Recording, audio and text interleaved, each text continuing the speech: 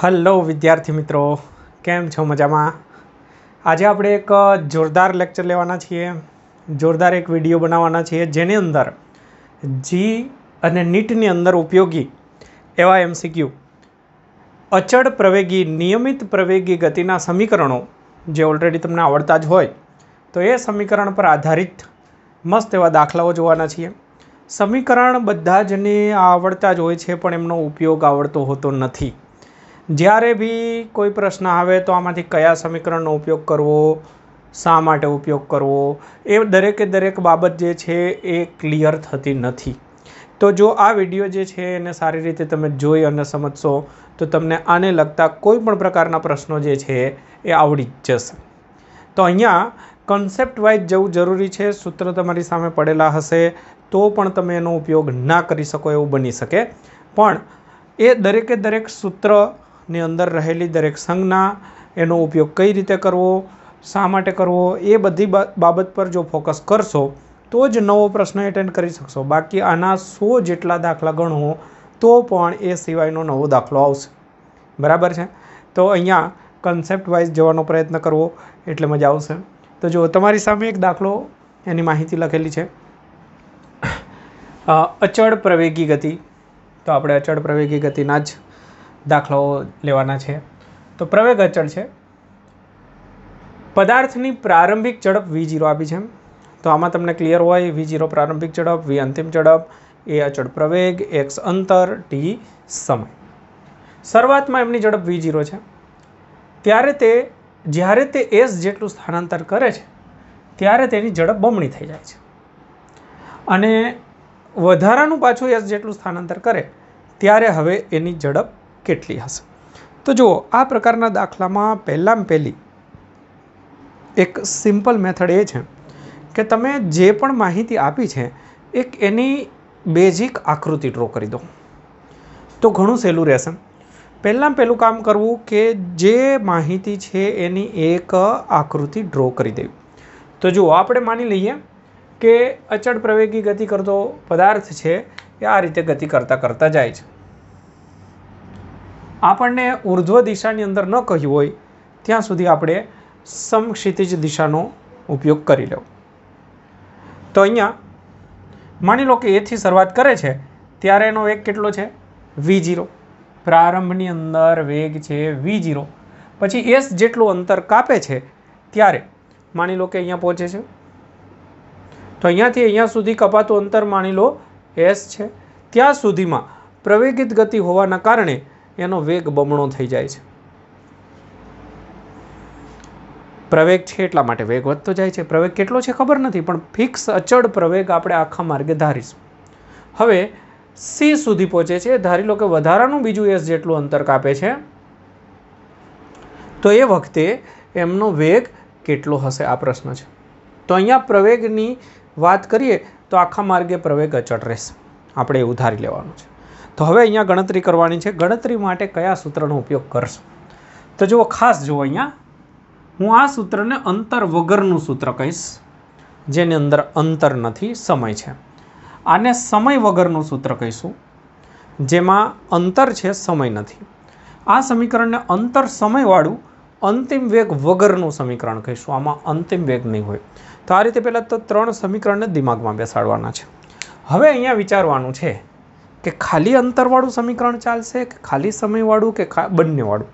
તો અહીંયા ધ્યાનથી જોશો તો અંતરની જ વાત કરી છે કે આટલા અંતરમાં આટલો વેગ, આટલા અંતરમાં આટલો વેગ. સમયનો કોઈ ઉલ્લેખ નથી અને સમયની જરૂરિયાત પણ જણાતી નથી. તો એટલા માટે થઈ અને આપણે સમય વગરનું સમીકરણનો ઉપયોગ કરીશું. તો પહેલાં આ રીતે વિચારવાનું છે. તો આ સમીકરણનો આપણે ઉપયોગ કરીશું, સેકન્ડ નંબરના સમીકરણનો. તો એમાં આપણે ગણતરી 2 વખત કરીશું. a થી b સુધી કરીશું અને એક વખત b થી c ની છૂટ છે અથવા a થી c ની છૂટ છે. તમે કોઈ બી રીતે ગણતરી કરી શકો છો. તો હવે જુઓ બરાબર, પહેલાં હું કેલ્ક્યુલેશન ક્યાંથી ક્યાં સુધી કરીશ? a થી b એ ફાઇનલ છે કેમ કે આપણી પાસે પ્રારંભિક વેગ છે. તો પહેલું કેલ્ક્યુલેશન હું માની લો કે કરું a થી b. આ સમીકરણનો ઉપયોગ કરું તો અંતિમ વેગ એટલે b પાસેનો અંતિમ વેગ કહેવાય, a પાસેનો પ્રારંભિક વેગ કહેવાય. તો અંતિમ વેગ જે છે b પાસેનો એટલે કે 2v. जीरो वर्ग माइनस प्रारंभिक एटले ए पासेनो, तो ए पासेनो वेग छे v0 बराबर ना बराबर 2, प्रवेग खबर नहीं आपने, x एटले कापेलू अंतर थई गयुं s। बोलो क्लियर आटला सुधी? तो अहींया आपने मळशे 4 वखत v² मांथी एक बात करिए तो 3v02 is equal to 2as। हवे तमे केल्क्युलेशन कां तो b थी c सुधी करी शको छो अथवा a थी c सुधी करी शको छो, कोई प्रॉब्लम नहीं। मानी लो कि तमे मानो छो कि b थी c सुधी करवुं छे तो b थी c सुधी लई लो, नो प्रॉब्लम। फरीथी आ ज समीकरणनो उपयोग करो। अंतिम हवे थशे c, प्रारंभिक थशे b, तो अंतिम c एटले c एटले के v डैश, c तो आववो ज जोईए कारण के आपणे v डैश जोईए छे। प्रारंभिक थशे b, b एटले के 2v, पछी 2 इंटू a इंटू कापेलू अंतर हवे b थी c सुधीनुं अंतर थशे एटले s थशे। तो अहींया आपणने मळशे v डैश नो square minus 4v02 is equal to 2as, समीकरण नंबर 2। तो बंनेनो गुणोत्तर लई लो अथवा बंनेनी जमणी बाजू सरखी छे तो डाबी बाजू पण सरखाई दो। तो डाबी बाजू आपणे सरखावीशुं, 1 અને 2 ની डाबी बाजू सरखाई दईशुं तो डाबी बाजू थशे 3v02 is equal to v dash square minus 4v02। Clear? અને આ બાજુ લાવી દઈશું તો 7v02 ઇઝ ઇક્વલ ટુ થઈ જશે v ડેશ સ્ક્વેર। તો આમના પરથી અંતિમ વેગ v ડેશ મળી જશે √7v0। બસ તો આન્સર થઈ જશે। બોલો ક્લિયર? તમે a થી c સુધી જો ગણતરી કરવા માંગતા હો તો તમારે સમીકરણ બનાવવું પડે a થી c માટે। સમજણ માટે કહી દઉં છું તો c પાસેનો વેગ અંતિમ વેગ થઈ જશે અને એ પાસેનો પ્રારંભિક થશે, પણ આ વખતે કપાયેલું અંતર 2s થઈ જશે। અંતિમ વેગ c પાસે, પ્રારંભિક વેગ v પાસે અને કપાયેલું અંતર થઈ જશે 2s। આખા માર્ગે પ્રવેગ અચળ છે એ જેટલું। તો તમે આ સમીકરણ અને આને જો સોલ્વ કરો તો પણ તમને એ જ આન્સર આવશે। બોલો ક્લિયર? તો આ પહેલો દાખલો થઈ ગયો જેની અંદર આપણે શીખ્યા, શું શીખ્યા? દાખલો નથી શીખવાનો, આપણે એની અંદર સમજણ મેળવવાની છે કે આવી પરિસ્થિતિમાં આપણે આ સમીકરણનો ઉપયોગ કરીએ અને ક્યાંથી ક્યાં સુધી સમીકરણનો ઉપયોગ કરી શકાય। ए थी बी કરી શકાય, बी थी सी अथवा ए थी सी સુધી કરી શકાય। આ વસ્તુ દિમાગની અંદર સમજવાની છે, આનો દાખલો બેઠે બેઠો સમજવાનો નથી। બરાબર? ચલો તો આ લખી લો।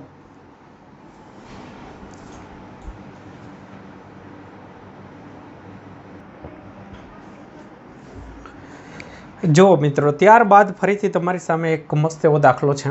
આની અંદર શું ચેન્જીસ છે જરા જોવાનો પ્રયત્ન કરવાનો છે કે એક મોટરસાયકલ સ્થિર સ્થિતિમાંથી, બરાબર સમજતા જજો મસ્ત રીતે। મોટરસાયકલ સ્થિર છે એ સ્થિતિમાંથી શરૂઆત કરે છે અને આટલાના પ્રવેગથી ગતિ કરે છે। 120 મીટરનું અંતર કાપ્યા પછી એનો પ્રવેગ બદલાઈ જાય છે। તો અહીંયા ખાસ ધ્યાન દો કે અહીંયા એનો પ્રવેગ બદલાઈ જાય છે, આગળના દાખલામાં પ્રવેગ બદલાતો નહોતો। હવે માઇનસ પ્રવેગ છે મતલબ કે એમણે બ્રેક લગાડેલી છે, તો બ્રેક લગાડી અને પછી એમનો વેગ આટલો થાય અથવા ના થાય, બે શબ્દનો મિનિંગ એવો છે કે જો તેનો વેગ 12 મીટર પ્રતિ સેકન્ડ ન થાય ત્યાં સુધીમાં એણે કુલ કેટલું અંતર કાપ્યું હશે। તો રકમને 2-4 વખત શાંતિથી વાંચવી, પ્રયત્ન કરવો કે શું કહેવા માગે છે, એની આકૃતિ કઈ રીતે બની શકે। તો પહેલાં જુઓ, એક મોટરસાયકલને સ્થિર સ્થિતિમાંથી પહેલાં તો સ્ટાર્ટ કરીએ આપણે એ બિંદુ પાસેથી સ્ટાર્ટ કરીએ એટલે પ્રારંભિક વેગ એમનો 0 થઈ જશે। પછી અહીંયા પ્રવેગ છે +2.6 મીટર પ્રતિ સેકન્ડ સ્ક્વેરનો પ્રવેગ છે, બી સુધી માની લો અને કાપેલું અંતર 120 મીટર। જો સ્થિર સ્થિતિમાંથી શરૂઆત કરી પછી આટલા પ્રવેગથી ગતિ કરી એટલે વેગ વધતો જશે અને પછી 120 મીટરનું અંતર કાપ્યું। અહીંયા વેગ આપણને ખબર નથી, અહીંયાનો વેગ આપણને ખબર નથી, પણ હવે અહીંયાથી બ્રેક મારવાની છે 120 મીટર પછી। તો બ્રેક મારવાની છે, એ બ્રેક મારીએ એટલે એનો પ્રવેગ થઈ જાય છે માઇનસમાં। હવે વેગ ઘટતો જશે, ઘટતા આ સી બિંદુ પાસે ધારી લો કે વેગ થઈ જાય છે 12 મીટર પ્રતિ સેકન્ડ. તો હવે આપણને કહ્યું છે કે કુલ કેટલું અંતર કાપ્યું હશે. હમણે 120 મીટર તો કાપ્યું હતું. બી થી સી સુધીનું જો આપણે શોધી કાઢીએ, આને x1 કહી દઉં, નામ તમે કોઈ બી આપો, એનાથી કોઈ મતલબ નથી. તો જો x2 શોધી કાઢો તો આપણું કામ બની જાય. તો ફરીથી એક વખત જોઈ લો, રકમ સમજવી, આટલી વસ્તુ સમજવી બહુ અગત્યની છે. પહેલાં સ્થિર છે, ત્યાંથી પ્રવેગિત ગતિ એટલે વેગ વધતો જશે વધતો જશે વધતો જશે, 120 મીટર સુધી પ્રવેગ જ આપવાનો છે, એક્સલરેટર આપી જ દેવાનું છે. પછી અહીંથી એવું લાગ્યું કે હવે જોરદાર ભયંકર સ્પીડ થઈ ગઈ છે એટલે હવે બ્રેક મારવી પડશે. તો ખમૈયા કરવાનું કહેવાનું છે એટલે બ્રેક મારશે. અહીંથી વેગ ઘટતા ઘટતા ઘટતા અહીંયા વધારે હશે 12 કરતાં, ઘટતા ઘટતા ઘટતા 12 થાય છે ત્યાં સુધીમાં. એવું બી કહી દે કે સ્ટોપ થઈ જાય, વાહન ઊભું રહી જાય ત્યાં સુધીમાં, એવું પણ કહી શકે છે. એવો બી દાખલો જોઈશું.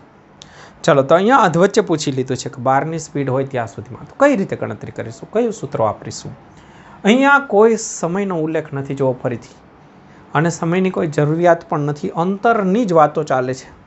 તો ફરીથી આપણે આ સમીકરણનો ઉપયોગ કરીશું જે આગળના દાખલાની અંદર કર્યો હતો એ જ. ક્યાંથી ક્યાં સુધી ગણીશું? અહીંયા એક ખાસ, ચલો અહીંયા વેગ છે, અહીંયા નથી, તો ઘણા અહીંયાથી અહીંયા સુધી ગણે. સૌથી મોટી ભૂલ, સૌથી મોટો પ્રોબ્લેમ સમજણનો, એ થી સી સુધી ગણી દેશે.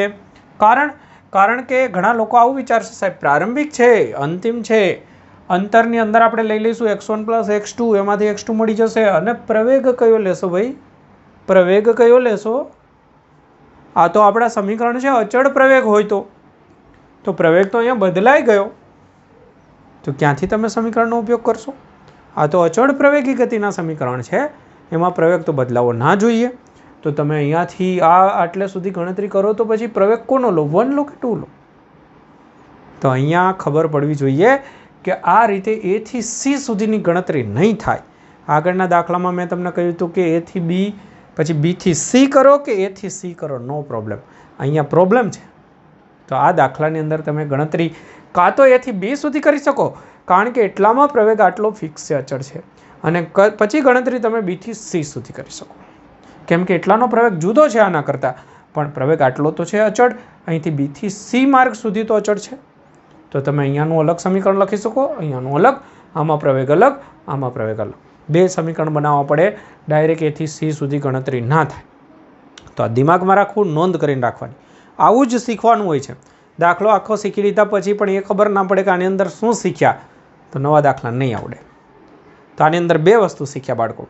એક વસ્તુ શીખ્યા કે કયા સમીકરણનો ઉપયોગ કરીશું અને પછી ક્યાંથી ક્યાં સુધી ઉપયોગ કરીશું. આ બહુ અગત્યની બાબત મેં કહી. તો આવી બધી વસ્તુ તમારે પ્રેક્ટિસ કરવાની છે. ચલો, તો હું એ થી બી સુધી ગણી શકીશ. એ થી બી, તો મારે એ થી બી સુધી ગણવું હોય તો અંતિમ શું થશે? બી. તો હું હવે અંતિમનો વર્ગ વીનો વર્ગ, પ્રારંભિક થશે એ 0નો વર્ગ, 2 ઇન્ટુ પ્રવેગ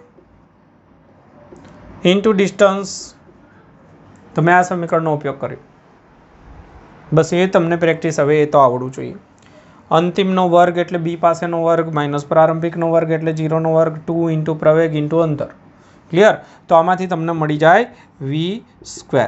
તો v² શું મળશે?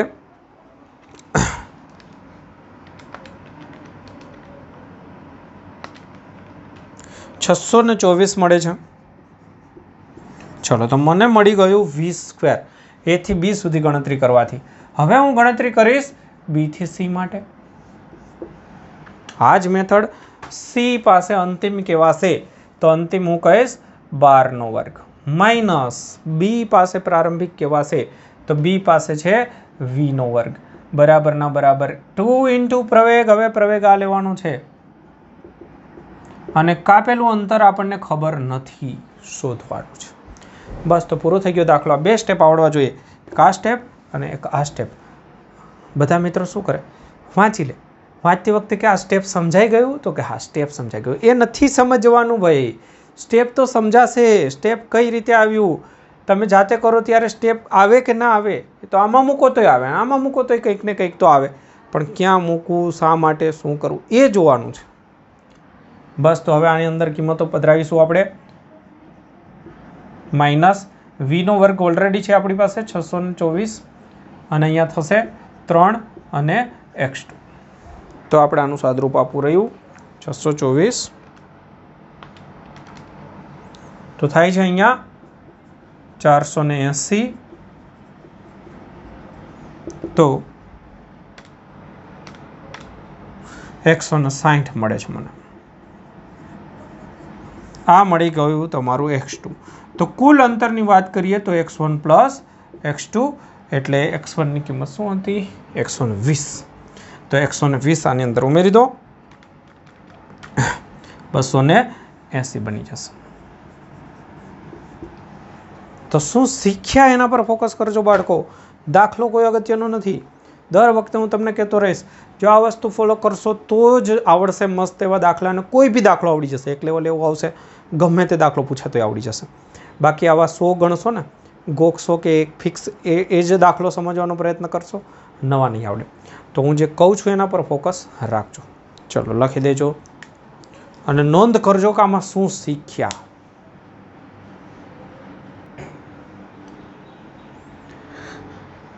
જો ત્યારબાદ બીજો દાખલો બાળકો. માહિતી જુઓ. નવી પરિસ્થિતિ. સ્થિર સ્થિતિમાંથી શરૂ કરી એક કાર x જેટલા અચળ પ્રવેગથી ગતિ કરે છે. સ્થિર સ્થિતિમાંથી શરૂઆત કરે છે. માની લો કે આપણે એ કહીએ તો અહીંયા વેગ કેટલો છે 0. પછી પ્રવેગ છે પહેલી વખત x જેટલો. સ્થિર સ્થિતિ. પછી તે y જેટલા પ્રતિ પ્રવેગથી ગતિ કરી સ્થિર થાય છે. હવે નથી કહ્યું અહીંયા કશું અંતર કે સમય ક્યારે પ્રવેગ ચેન્જ કરે છે આપણને ખબર નથી. એટલે આપણે એમનામ જ રાખી દઈએ કે આ બી બિંદુ પાસે હવે એમનો વેગ શું છે આપણને ખબર નથી. અહીંયાથી એણે બ્રેક મારી પ્રતિ પ્રવેગ y જેટલું ખાસ ધ્યાન દેજો પ્રતિ પ્રવેગ આવો શબ્દ વાપરે એટલે આપણે પ્રવેગને માઇનસ લઈ લેવાનું. 2 જેટલો પ્રતિ પ્રવેગ કે એટલે -2 લેવાનું. શબ્દમાં પ્રતિ પ્રવેગ વાપરે એટલે માઇનસ લેવાનું. તો આટલા પ્રતિ પ્રવેગથી ગતિ કરી અને સ્થિર થઈ જાય છે. ધારી લો કે અહીંયા સ્થિર થઈ જાય છે. તો ધ્યાનથી જુઓ શું વાત કરીએ જરા સમજવાનો પ્રયત્ન કરો કે અહીંયાથી સ્થિર છે. અહીંયાથી પ્રવેગિત ગતિ એટલે અહીંયા વેગ વધતો જાય વધતો જાય વધતો જાય અહીંયા સુધી વધે. હવે બ્રેક મારે એટલે ઘટે ઘટે ઘટે અને અહીંયા સ્થિર. તો અહીંયા સ્થિર અહીંયા સ્થિર. અહીંથી વેગ વધતો જાય છે અહીંયા સુધી વધે છે. તો અહીંયા મહત્તમ વેગ હશે કારણ કે પછી બ્રેક મારવાનું ચાલુ થાય છે. તો હવે આપણને કહ્યું છે કે જો આ દરમિયાન કપાતું કુલ અંતર જો કુલ આપ્યું ટુકડે ટુકડે નહીં આપ્યું કુલ અંતર આટલું હોય તો મહત્તમ વેગ શોધો. કુલ અંતર આપી દીધું છે. તો હવે ધ્યાનથી જુઓ શું લોજિક છે આનું. કુલ અંતર આપે પણ કુલ અંતરનો સીધો ઉપયોગ નહીં થાય. મેં હમણાં શીખવાડ્યું આગળના દાખલાની અંદર એ જ વસ્તુને સમજો કે 2 પ્રવેગ જુદા જુદા છે તો તમે ડાયરેક્ટ A થી C સુધી ગણતરી નહીં કરી શકો પણ એવું કરી શકો છો કે A થી B આગળ દાખલામાં ગણ્યું તો એ જ અને B થી C. તો આ બંને અંતર અલગ અલગ શોધી અને પછી x બરાબર x1 પ્લસ x2 કરી દો. બસ પૂરો દાખલો થઈ જશે. અને આ વેગ પોતે જ મહત્તમ બની જશે કારણ કે અહીંથી અહીંયા વધવાનું જ કામ કર્યું છે અને અહીંયા મહત્તમ બને છે અને અહીંયાથી સમજો ઘટવાનું જ કામ કર્યું છે. તો દાખલાને ગણતા પહેલાં આની અંદરથી હિન્ટ મળી જવી જોઈએ અથવા એટલી વખત વિચારવાનું છે. બસ પૂરો થઈ ગયો દાખલો પૂરો થઈ ગયો. મારે આટલું જ સમજાવવાનું હતું. હવે તમારે જ કહેવાનું છે આગળનો દાખલો ગણ્યો એમ હવે મારે કઈ રીતે સમીકરણનો શું ઉપયોગ કરીશું. સમયવાળું સમીકરણનો ઉપયોગ કરીશું નહીં કેમ કે સમયની કોઈ જરૂરિયાત નથી. જે પેટર્ન ચાલે છે જ આ જ સમીકરણ ક્યાંથી ક્યાં સુધી બનાવીશું એ પણ તમને ખબર હોવી જોઈએ. A થી B, B થી C અને A થી C. તો એમાંથી A થી C નહીં બનાવી શકીએ. હમણાં કર્યું હતું એની એ જ વસ્તુ. હવે તો જો પહેલાં હું A થી B માટે ગણતરી કરીશ. ધ્યાન દેજો મસ્ત. તો A થી B સુધી અંતિમ વેગ કયો થશે V મેક્સિમમ. પ્રારંભિક 0 2 પ્રવેગ x કાપેલું અંતર આ પ્રવેગ x છે. આ x પ્રવેગ છે અને કાપેલું અંતર x1 આ રીતે થશે. મેં આ જ સમીકરણનો પાછો ઉપયોગ કરી લીધો. બસ તો આ તમારી સામે થઈ ગયું. આમાંથી અંદર આપણે x1 શોધી કાઢીએ તો x1 બરાબર શું થશે. બીજું કંઈક આ x મિક્સ જેવું લાગતું હોય તો તમે ડી પણ નામ આપી શકો છો, એસ પણ નામ આપી શકો છો, કોઈ પણ નામ આપી શકો છો. આ એક્સ મિક્સ ના થવું જોઈએ, આને હું એક્સ ડેશ નામ આપી દઉં છું. તો x1 એટલે અહીંયાથી અહીંયા સુધી કપાતું અંતર મળશે v maximum square upon 2 into x. ચલો એ જ રીતે હું ગણતરી કરીશ બી થી સી માટે. ચાલો ચેક કરજો. સી પાસે અંતિમ વેગ કહેવાય 0નો વર્ગ, પછી માઇનસ બી પાસે પ્રારંભિક કહેવાય વી મેક્સિમમનો વર્ગ 2 ઇન્ટુ પ્રવેગ, પ્રવેગની જગ્યાએ માઇનસ વાય લખવાનું, કાપેલું અંતર x2. તો અહીંયા માઇનસ માઇનસ પ્લસ થઈ જશે, તો x2 બરાબર થઈ જશે વી મેક્સિમમનો સ્ક્વેર અપોન 2y. આ થઈ ગયું સમીકરણ નંબર 2. બસ પૂરું. x1 x2 મળી ગયું. શું શીખવાડ્યું હતું? x ડેશ બરાબર x1 પ્લસ x2. ત્રીજું સ્ટેપ, x ડેશ કુલ અંતર બરાબર x1 પ્લસ x2.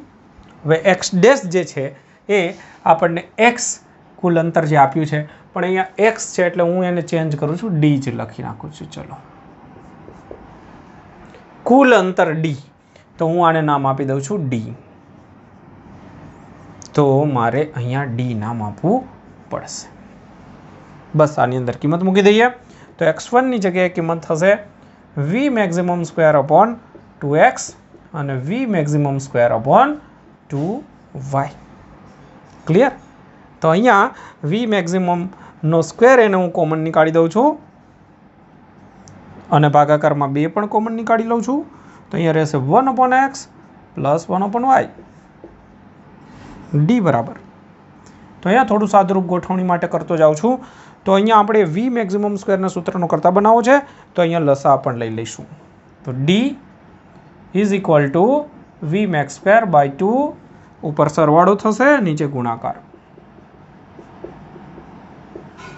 તો ફાઇનલી આપણે આને v મેક્સિમમ સ્ક્વેરના સૂત્રનો કરતા બનાવી દઈએ, તો 2dxy upon x plus y.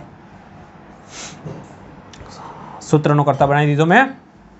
અને હવે આના પરથી v max is equal to થશે અંડર રૂટની અંદર અથવા 1/2 કરી દો ઘાત. બસ પૂરું. ક્લિયર? તો આ રીતે ગણતરી એમની બની જશે. તો ફરીથી એક વખત જોઈ લેજો. આપણે અહીંથી અહીંયા સુધી ગણતરી કરીશું. v સ્ક્વેર માઇનસ 0નો square is equal to 2 into x into કાપેલું અંતર x1. તો એમના પરથી આપણને v સ્ક્વેર બાય 2x મળી જશે x1, એ જ રીતે v સ્ક્વેર બાય 2y મળશે x2. બંનેનો સરવાળો કરી દઈશું. એમાંથી કોમન નીકાળી દીધું આપણે v સ્ક્વેર બાય 2. તો અહીંયા રહેશે 1 upon x plus 1 upon y. એનો લસા લઈ લીધો. એમાંથી આપણે 2 અહીંયા લઈ લીધું, x ઇન્ટુ y અહીંયા લઈ લીધું, બરાબર. અને x પ્લસ y ભાગાકારમાં મૂકી દીધું અને રૂટ નીકાળી દીધું. બોલો ક્લિયર છે? તો આ રીતે મસ્ત રીતે તમને દાખલો પૂછી શકાય છે, જેમાં તમને અંતર આપ્યું છે, કુલ અંતર. આ લખી લો, પછી એક નાનકડા ચેન્જીસ વાળો દાખલો, આખી મેથડ ચેન્જ થઈ જશે, શીખવાડું છું.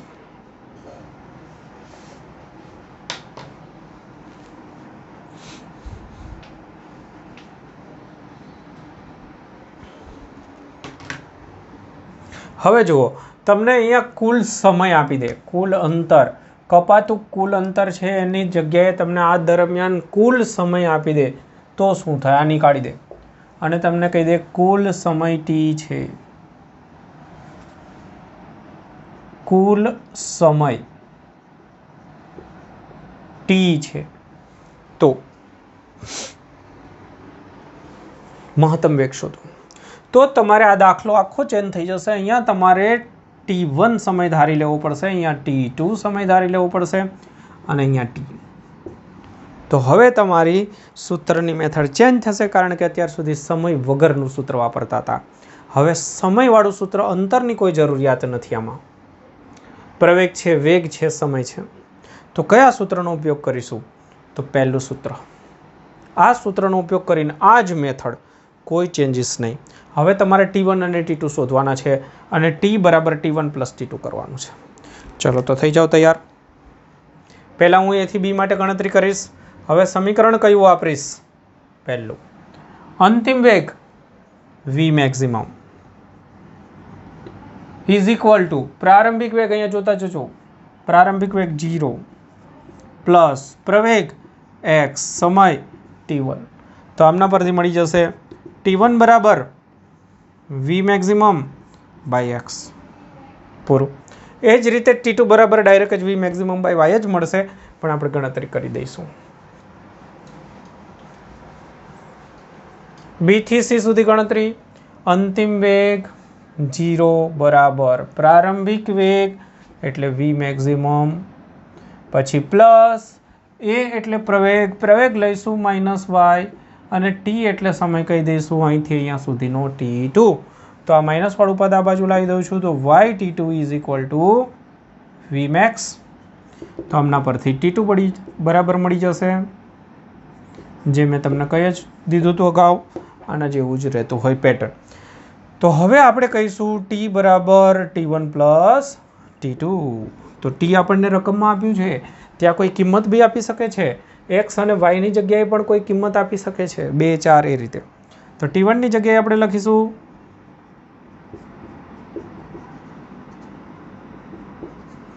V મેક્સિમમ કોમન નીકાળી દઈશું, તો રહેશે 1/x પ્લસ 1/y. ફરીથી આની જેમ લસા લઈ લઈશું. લસા લઈશું તો T બરાબર V maximum x plus y x y. તો આમના પરથી V મેક્સ બરાબર બની જશે T into x y x plus y. જવાબ. બોલો ક્લિયર? તો આ રીતે જો મહત્તમ વેગ પૂછે તો મહત્તમ વેગનું કેલ્ક્યુલેશન આ રીતે થશે. ચાલો લખી દો.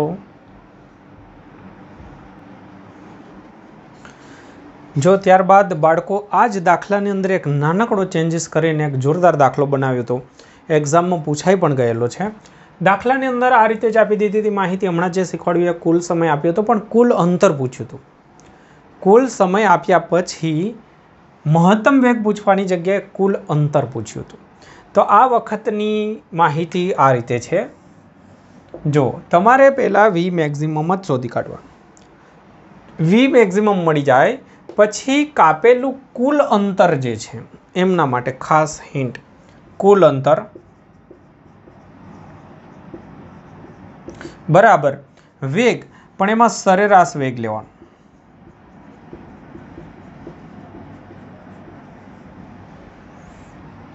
તો કુલ અંતર અહીંયાથી આટલે સુધીનું આપણે એને D કહીએ.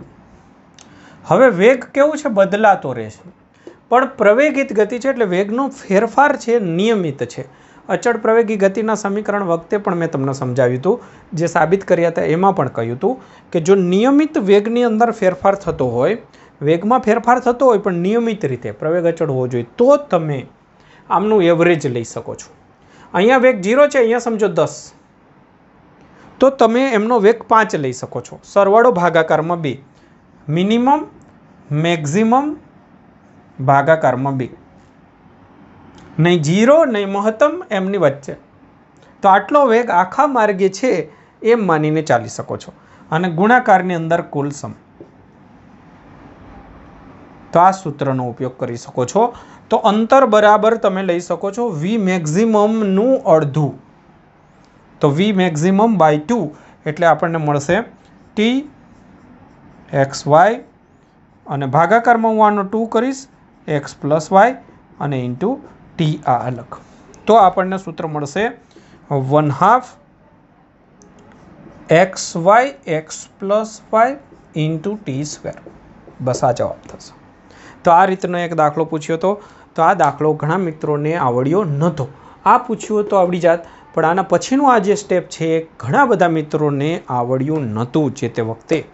તો આ રીતનો દાખલો પૂછાય તો આ એક વધારાનું સ્ટેપ અગત્યનું સ્ટાર કરીને રાખી દેજો કે અચળ પ્રવેગી ગતિમાં પણ તમે વેગ જે છે એ અચળ છે, પણ એવરેજ વેગ લઈ એવરેજ અચળ વેગથી તમે ગણતરી કરી શકો છો. આ જ્યારે સૂત્ર મેળવ્યા ત્યારે પણ આ સ્ટેપનો ઉપયોગ કરેલો છે થિયરીની અંદર, મતલબ કે સાબિત કર્યા હતા સૂત્ર ત્યારે પણ.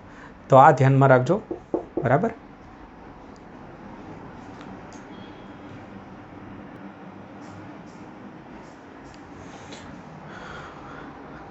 જો એક મસ્ત એવો દાખલો છે. એક બુલેટ, ગનમાંથી નીકળતી બુલેટ લાકડાના બ્લોકની અંદર દાખલ થાય છે. તે 3 સેન્ટીમીટર જેટલું અંતર કાપે ત્યારે તેનો વેગ અડધો થઈ જાય છે. પ્રારંભમાં કંઈક વેગ હશે, લાકડાની અંદર જેવું દાખલ થાય એટલે લાકડાની અંદર ચીરતું જાય તો વેગ ઘટવાનો. 3 સેન્ટીમીટર જેટલું કાપે અંતર તો જે વેગ હોય એના કરતાં અડધો થઈ જાય છે. હવે એ આગળ જતાં જતાં વેગ ઘટતા ઘટતા સ્થિર થાય ત્યાં સુધીમાં વધારાનું કેટલું અંતર કાપશે?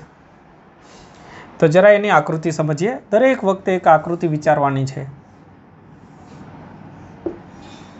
ધારી લો કે અહીંયાથી બુલેટ દાખલ થાય છે એ બિંદુ પાસે, ત્યારે એનો વેગ v0 છે, લાકડાની અંદર દાખલ થઈ.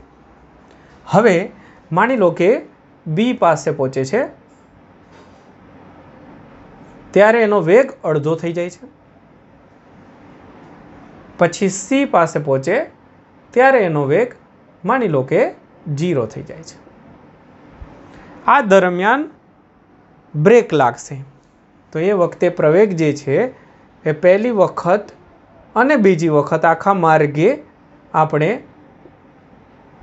બ્રેક લાગે છે એટલે માઇનસ એ લઈ લઈશું. તો ગણતરી કઈ રીતે કરશો?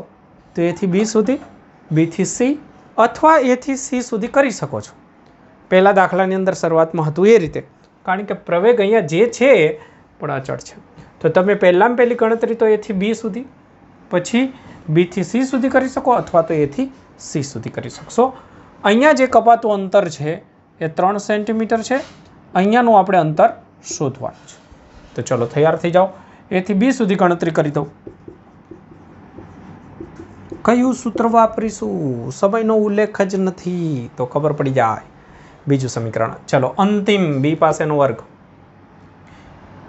બી પાસેનો વર્ગ તો અહીંયા જે વેગ છે એ આ રહ્યો એનો વર્ગ, તો v0/2 નો વર્ગ માઇનસ એ પાસે પ્રારંભિકનો વર્ગ બરાબર 2 ઇન્ટુ પ્રવેગ માઇનસ લઈશું, કાપેલો અંતર 3 સેન્ટીમીટર. બસ તો આ થઈ ગયું સમીકરણ. થોડું સાદુરૂપ અપાતું હોય તો આપી દેવું. તો અહીંયા v0² minus v0² is equal to 6a minus 6 into a. સાદુરૂપ આપવું નહીં વધારે, ક્યાંક બાદ થઈ જતું હોય, ગુણોત્તરમાં ઉડી જતું હોય એવું. બી થી સી સુધી ગણતરી કરી દો અથવા એ થી સી સુધી પણ કરી શકો છો. માની લો કે હું બી થી સી સુધી પસંદ કરું છું તો મારે આ બે વેગનો ઉપયોગ કરવો પડશે. ફરીથી આ જ સમીકરણ. અંતિમ થશે સી પાસે, પ્રારંભિક થશે બી પાસે, વર્ગ આની ઉપર રહેશે, માઇનસ નિશાની આગળ રહેશે, 2 ઇન્ટુ પ્રવેગ ઇન્ટુ ડિસ્ટન્સ. બરાબર છે? ચલો 2 નંબરનું સમીકરણ, અથવા થોડુંક એક સ્ટેપ વધારવું હોય તો વધારી દઈએ. માઇનસ નિશાની બહાર જ રહેશે. v0²/4 is equal to minus 2a into x. બસ હવે આપણે ગુણોત્તર લઈ લઈએ. અહીંયા એક સ્ટેપ આપણે આનું સાદુરૂપનું કરી દીધું હોય તો ઠીક રહે. તો અહીંયા પણ સાદુરૂપ અહીંયા હું લઈ જાઉં છું 4, તો v² માઇનસ 4v² એટલે થશે 3v²/4 is equal to minus 6 into a. તો હવે થોડું ગુણોત્તરની અંદર સરળ રહેશે તો આપણે અહીંયા કેન્સલ કરી દઈએ. ચાલો ગુણોત્તર લઈ લઈએ. હું પહેલું સ્ટેપ એમને રાખું જ છું. ઘણાને આમાંય સાદુરૂપમાં ખબર નથી પડતી. આ ભાગાકારમાં છે એટલે એને ઉલટાઈ દઉં છું. બરાબર છે? ઉલટાઈ દઉં તો ઇઝ ઇક્વલ ટુ અહીંયા રહેશે -6a અને અહીંયા -2ax. ગુણોત્તર લીધો ભાઈ, કંઈ કર્યું નથી. તો અહીંયા તમે જોઈ શકો છો કે 4a કેન્સલ થઈ જશે, v0² કેન્સલ થઈ જશે, માઇનસ માઇનસ પ્લસ થઈ જશે. તો અહીંયા રહેશે 3. અહીંયા માઇનસ માઇનસ કેન્સલ થઈ જશે, એ કેન્સલ થઈ જશે, અહીંયા 3 રહેશે અને ભાગાકારની અંદર x. તો બસ 3 અને 3 પણ કેન્સલ થઈ જશે તો x is equal two 1 centimetre એનો આન્સર આવી જશે. બોલો ક્લિયર? તો આ રીતે લાકડાના બ્લોકવાળો દાખલો છે એ સરસ રીતે પૂછાય. ક્યારેક કુલ અંતર આપતા હોય તો કુલ અંતરમાં 3 સેન્ટીમીટર ઓલરેડી હતું અને 1 સેન્ટીમીટર વધારાનું એટલે 4 સેન્ટીમીટર અંતર થઈ જશે. તો શું પ્રશ્ન પૂછ્યો છે એ પણ જરા ધ્યાનમાં રાખો. લખી દો.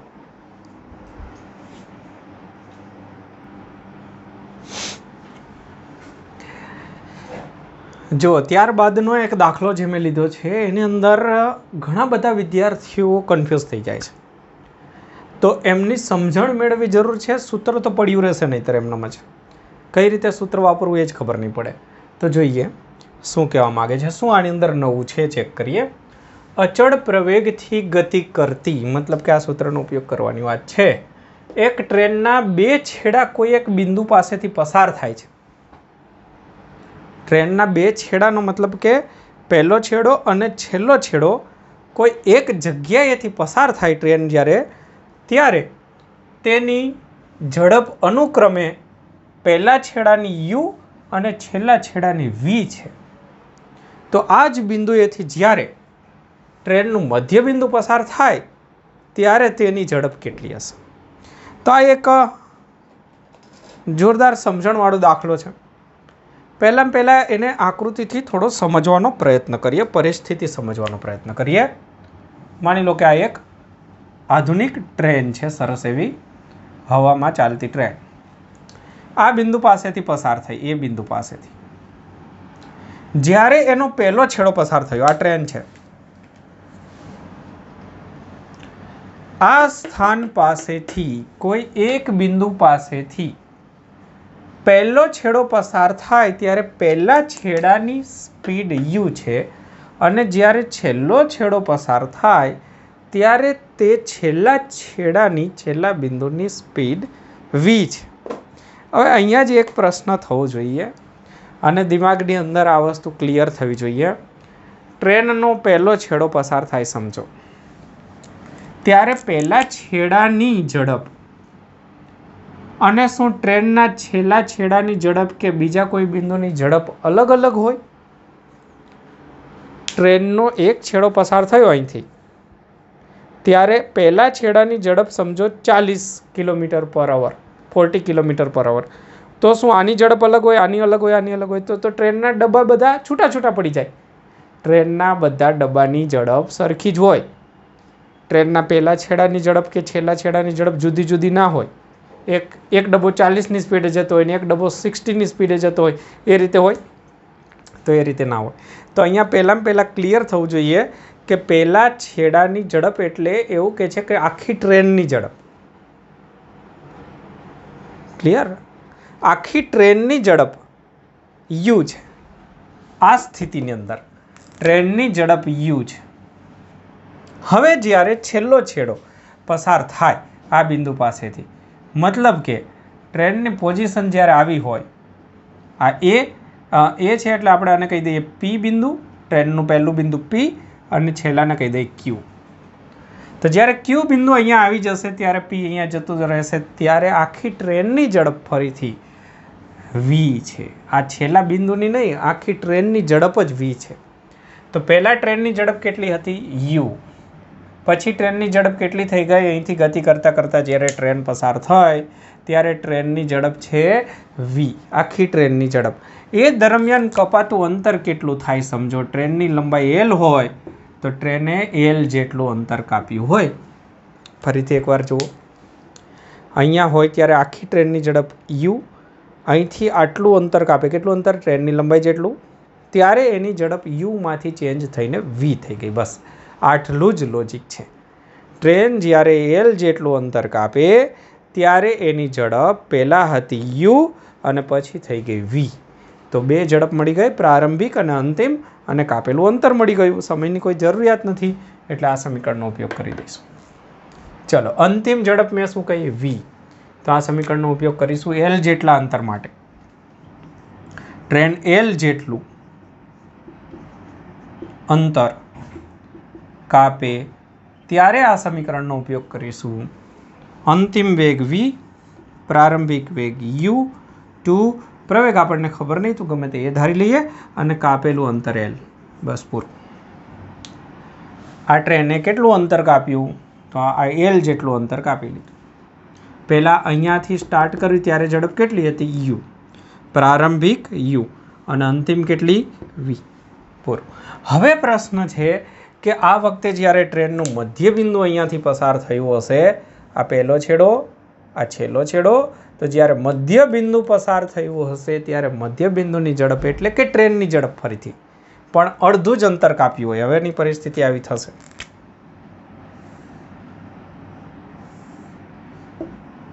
આ પી છેડો, આ ક્યુ છેડો. હવે ટ્રેને કાપેલું અંતર કેટલું થયું? આનું અડધું, L/2 જેટલું અંતર કાપ્યું હશે. તો અહીંયાથી જ્યારે L/2 જેટલું અંતર કાપ્યું હશે ત્યારે એની ઝડપ પહેલાં અહીંથી સ્ટાર્ટ થયું ત્યારે યુ હતું. હવે અહીંયા કેટલી જ ખબર નહીં. આટલે પહોંચી જાય તો વી ખબર છે, પણ વચ્ચે કેટલી છે ખબર નથી. તો પ્રારંભિક યુ કહીએ અને અહીંયા આપણે જ્યારે પહોંચીએ ત્યારે ખબર નથી એટલે વી ડેશ કહી દઈએ. તો પ્રારંભિક તો યુ છે જ અને વચ્ચે વી ડેશ. તો અહીંયા સમીકરણ બનશે L/2 જેટલું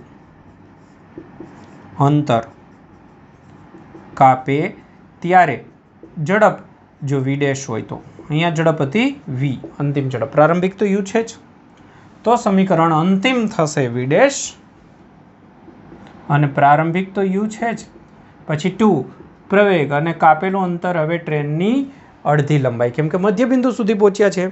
ટ્રેન અહીંયાથી યુ ઝડપથી સ્ટાર્ટ કરી અને અહીંયા સુધી પહોંચી ત્યારે વી ડેશ થઈ ગઈ. યુથી શરૂઆત કરી અને વી ડેશ થઈ ગઈ ત્યાં સુધીમાં કેટલું અંતર કાપ્યું? L/2. L/2 અંતર, પ્રારંભિક યુ, અંતિમ ખબર નથી વી ડેશ.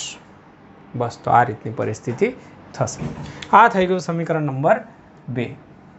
હવે ગુણોત્તર લઈ લો. 1 ભાગાકારની અંદર 2 કરી દો. તો 1 ની અંદર શું છે? v² - u². બસ હવે સાદુરૂપ જ છે, હવે તો બધાને ફાવી જાય. ગુણોત્તર લઈશું તો 2a અને l અંશમાં રહેશે, અહીંયા છેદમાં 2al. તો 2l કેન્સલ થઈ જશે. આ છેદનો 2 જે છે ઉપર આવી જશે. તો અહીંયા થશે v² - u² બરાબર 2 વડે ગુણાકાર કરી દઈએ તો 2v² - 2u². આપણે જોઈએ છે વી ડેશ, તો વી ડેશને સૂત્રનો કરતા બનાવી દઈએ અને આને આ બાજુ લાવી દઉં છું. તો શું થશે? v² - u² અને આ બાજુનું માઇનસ આવી જશે, પ્લસ થશે. તો +2u² - u² એટલે થશે +u². તો 2v². તો આમના પરથી ફાઇનલ 2 ને હું અહીંયા છેદમાં લાવી દઉં છું અને રૂટ નીકાળી દઉં છું. તો v' = અંડર રૂટની અંદર v² + u²/2. ચલો, તો આ રીતે થઈ જશે. ક્લિયર? તો આ એક સરસ એવો દાખલો જેની અંદર ઘણા બધા વિદ્યાર્થી મિત્રોને પહેલા છેડાની ઝડપ એટલે આખી ટ્રેનની ઝડપ એ દિમાગમાં જ બેસતો નથી. ટ્રેનના દરેકે દરેક બિંદુની ઝડપ સરખી જ હોય. જો ટ્રેનનું એક્સિડન્ટ ના થયું હોય, ડબ્બા જે છે છૂટા ના પડી ગયા હોય તો ઝડપ બધે સરખી જ રહેશે. તો આ એક મસ્ત એવો દાખલો.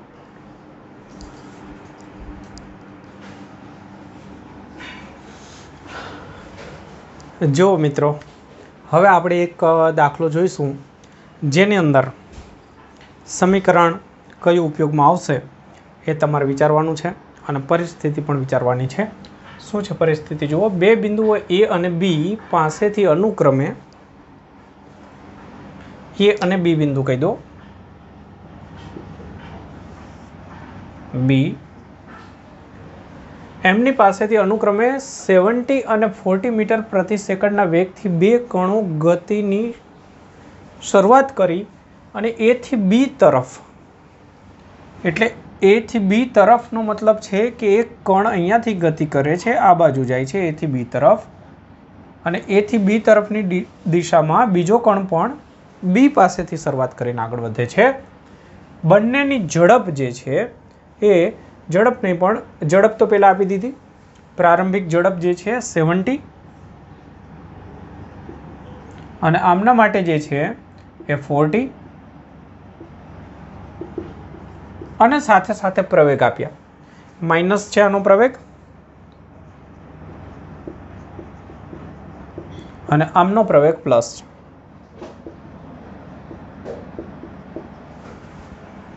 તો આ બે કણ એકબીજાને A થી કેટલે દૂર મળશે અને કયા સમય મળશે, અને A અને B વચ્ચેનું અંતર છે 36.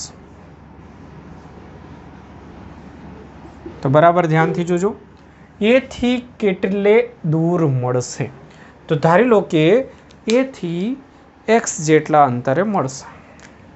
આ અહીંથી ગતિ કરતાં કરતાં જાય છે, આ પણ ગતિ કરતાં કરતાં જાય છે.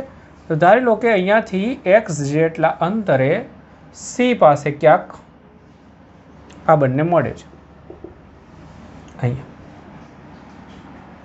એવું કઈ રીતે બની શકે? તો આની સ્પીડ વધારે છે. જુઓ, આની સ્પીડ વધારે છે 70, આની સ્પીડ ઓછી છે 40. તો મતલબ કે બે કણ અહીંયાથી ગતિ કરતાં કરતાં જાય છે. આની સ્પીડ જે છે 40, આની 70, તો ક્યાંક આગળ થશે, ક્રોસ કરશે. આવું બની શકશે. તો ધારી લઈએ કે A થી x જેટલા અંતરે અહીંયા ક્યાંક મળે છે. અહીંયા મળે તો A પાસેનો જે કણ છે એણે કેટલું અંતર કાપ્યું? x. પણ B પાસેના કણે કેટલું અંતર કાપ્યું હોય? x જેટલું નહીં, કારણ કે આટલું x છે, એમાંથી આટલું જે અંતર છે એ 36 બાદ કરી દઈએ તો આણે જે કાપેલું અંતર છે એ થશે x માઇનસ 36. આટલું અંતર B એ કાપવું પડશે. તો હવે આપણે શું કરવાનું છે? સમય પણ છે, અંતર પણ છે. જો જરા ધ્યાનથી, આમાં બચી શકાય એવું નથી, કારણ કે આપણને પ્રશ્ન જ પૂછી દીધો છે કેટલે દૂર અને કયા સમયે મળશે, આવો પ્રશ્ન છે. તો એમના માટે આપણે શું કરીશું કે સમય અને અંતરવાળા સૂત્રનો ઉપયોગ કરવો પડશે. સમય અને અંતરવાળા સમીકરણનો ઉપયોગ કરી દેવો પડશે. તો આ એક સમીકરણ છે જેની અંદર બંને છે, અંતર છે અને સમય છે. એ સમીકરણનો ઉપયોગ આપણે A પાસેથી ગતિ કરતા કણ માટે કરીશું અને B પાસેથી ગતિ કરતા કણ માટે પણ કરીશું. તો બરાબર ધ્યાનથી જોજો. A પાસેથી ગતિ કરતા કણ માટે સમીકરણ બનાવું છું. A પાસેથી જે ગતિ કરે છે એમણે કાપેલું અંતર કેટલું? તો એમણે કાપેલું અંતર C પાસે પહોંચે ત્યારે x. પ્રારંભિક વેગ હું લખીશ 70, સમય ખબર નથી, પછી +1/2, એમનો પ્રવેગ લખીશું -4 અને સમય આપણને ખબર નથી. તો આ સમીકરણ બની ગયું x = 70t - 2t². આ બની ગયું A માટેનું સમીકરણ. ચલો, તો હવે B માટેનું સમીકરણ તમારે બનાવી દેવાનું છે કે B એ કાપેલું અંતર, એનો પ્રારંભિક વેગ, એનો પ્રવેગ, એમના માટે સમય. તો x એટલે અંતર, પણ B એ કાપેલું અંતર આપણે લઈશું x - 36. એનો પ્રારંભિક વેગ કેટલો? તો એમનો પ્રારંભિક વેગ 40. એમનો સમય એ તો આપણે શોધવાનું છે. સમય તો બે માટે સરખા જ રહેશે. બંને શરૂઆત કરી છે, પછી માન લો 5મી સેકન્ડ મળે છે, 10મી સેકન્ડ મળે છે. મિલને વાલે કો કોણ રોક सकता है? તો મળવા દઈએ, પણ આપણે સમય શોધી કાઢીએ. તો ચલો ચેક કરીએ આગળ. 1/2 A એટલે પ્રવેગ. તો પ્રવેગ આપણને B નો કેટલો આપ્યો છે? 8, અને સમય તો આપણે શોધવાનો છે. તો ચલો અહીંયા થોડું સાદુરૂપ આપી શકાતું હોય તો આપીએ. x - 36 = 40t + 4t². હવે આપણે આ બેને સોલ્વ કરવાના છે. તો શું કરીશું? આપણે 1માંથી 2 બાદ કરી દઈશું. 1માંથી 2 બાદ કરી દઈએ.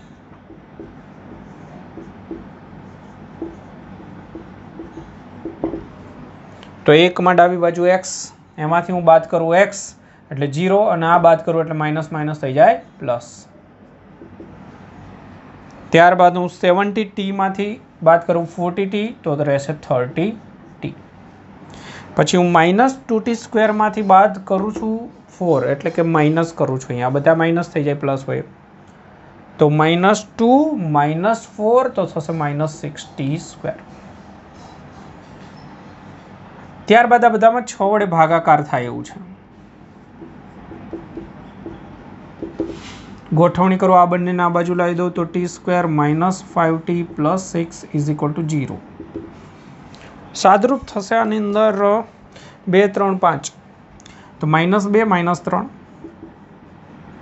3t 2t 6. તો બંનેનો સરવાળો પાછો 5 થઈ જશે અને ગુણાકાર થશે 6. તો તમે જાણતા જશો. તો અહીંયા રહેશે t - 3. અહીંયા હું 2 કોમન નીકાળું તો t - 3.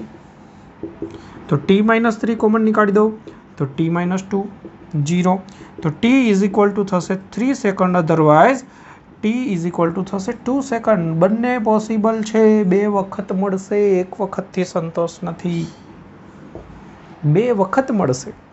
કઈ રીતે ભાઈ 2 વખત મળી શકે? એક તો આ પ્રશ્ન થવો જોઈએ. તો જરા આ સમજીએ પ્રેક્ટિકલી કે અહીંયા આમની સ્પીડ વધારે છે એટલે પહેલાં એમને ક્રોસ કરી જશે, પણ હવે આની અંદર તમે જુઓ તો બ્રેક લાગેલી છે. પહેલાં સ્પીડ વધારે છે આની, પણ બ્રેક લાગી છે. આની સ્પીડ ઓછી છે પણ એમાં પ્રવેગિત ગતિ, એને એક્સેલરેટર આપ્યું છે. સમજો એક બાઇકવાળા ભાઈ છે, પાછળ બીજા બાઇકવાળા ભાઈ છે. આની સ્પીડ વધારે છે પણ એને બ્રેક લગાડેલી છે. આની સ્પીડ થોડીક જ છે પણ એને એક્સેલરેટર આપ્યું છે. તો શરૂઆતમાં એવું બની શકે કે આની સ્પીડ ઓછી છે એટલે પહેલાં ભાઈ પાછળથી આવે છે એની સ્પીડ વધારે છે એટલે ક્રોસ કરી જાય, પણ બ્રેક લાગી રહી છે એટલે આની સ્પીડ ધીમે ધીમે ધીમે ઓછી થશે અને આની સ્પીડ ધીમે ધીમે વધશે. તો એક વખત તો ક્રોસ થયા, પછી પાછા બીજી વખતે ક્રોસ થશે. તો આ પ્રેક્ટિકલી વિચારજો. તો 2 વખત પોસિબલ છે. તો બીજી સેકન્ડે મળશે અને ત્રીજી સેકન્ડે પણ મળશે. તો હવે ક્યાં મળશે? તો તમારે એક શોધવાનું છે, એથી કેટલા અંતરે. તો સમીકરણ 1ની અંદર આ કિંમત મૂકી દેજો.